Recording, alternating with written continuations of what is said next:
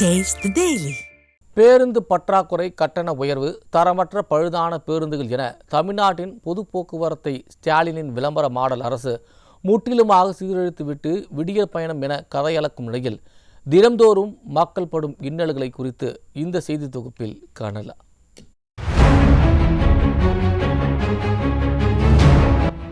இரண்டாயிரத்தி 23-2024 ஆண்டு நிதிநிலை அறிக்கையில் சென்னையில் உள்ள பணிமனைகளை தரம் உயர்த்த முதற்கட்டமாக 1600 கோடி ரூபாயும், இரண்டாம் கட்டமாக 1347 கோடி ரூபாயும் நிதி ஒதுக்கப்பட்டது.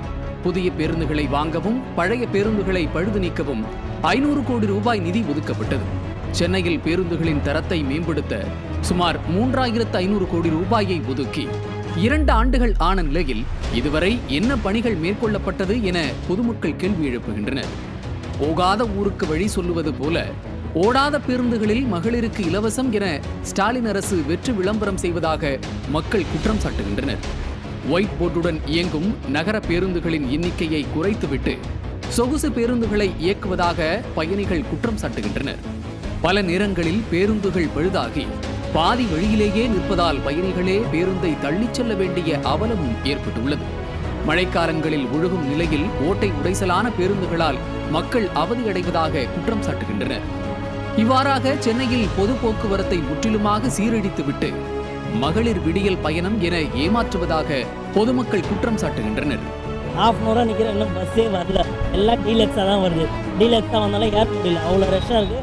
அவங்களும் நிறுத்த மாட்டாங்க, பஸ் ஸ்டாண்டில் எந்த பஸ்ஸும் நிற்காது, தள்ளி போய் தான் நிற்கிது. ஓட்டி போகிறதுக்குள்ளே எடுத்துடுறாங்க. பஸ்ஸெலாம் இல்லை, பஸ் வசதிலாம் அவ்வளோவா இல்லை, எந்த பஸ்ஸும் சரியில்லை, ஒயிட் போர்டெல்லாம் சரியில்லை. கூட்டம் அதிகமாக இருந்தால் இறக்கி விட்டுறாங்க, பஸ் நகர மாட்டேன்னு நிறுத்திடுறாங்க. இதுதான் நடக்குது. டிப்போவில் பஸ்ஸே இருக்க மாட்டேங்க. போனால் ½ வெயிட் பண்ணுறோம், அதுக்கப்புறம் தான் பஸ்ஸே வருது. டைமிங்க்கு 15 மினிட்ஸ் அந்த மாதிரி டைம் வந்துன்னா பஸ் ஸ்டாப்பில் நிற்கலாம், கூட்டம் வந்து கம்மியாகும்.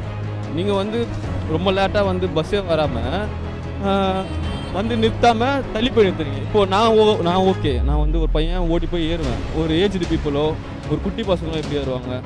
வடபழனி, திருவான்மியூர் உள்ளிட்ட போக்குவரத்து பணிமனைகளில் நிழற்குடை, நடைமேடை உள்ளிட்ட எந்தவித அடிப்படை கட்டமைப்பு வசதிகளையும் மேம்படுத்தாததால் மழைக்காலங்களில் போக்குவரத்து பணிமனையில் மழைநீர் சூழ்ந்துள்ளதாக பொதுமக்கள் குற்றம் சாட்டுகின்றனர். இன்னும் சில தினங்களில் இந்த ஆண்டுக்கான நிதிநிலை அறிக்கை தாக்கல் செய்யப்பட இருக்கும் நிலையில் 2 ஆண்டுகளுக்கு முன் ஒதுக்கப்பட்ட நிதி முறையாக செலவிடப்பட்டதா என பொதுமக்கள் கேள்வி எழுப்புகின்றனர். இந்த நிலையில் போக்குவரத்து கழக பணிமனைகளில் முறையாக வரவு செலவு கணக்குகள் பராமரிக்கப்படுவதில்லை என தகவல் அறியும் உரிமைச் சட்டத்தில் கேட்கப்பட்ட கேள்விக்கு அரசு பதிலளித்திருப்பது அதிர்ச்சியை ஏற்படுத்தியிருக்கிறது.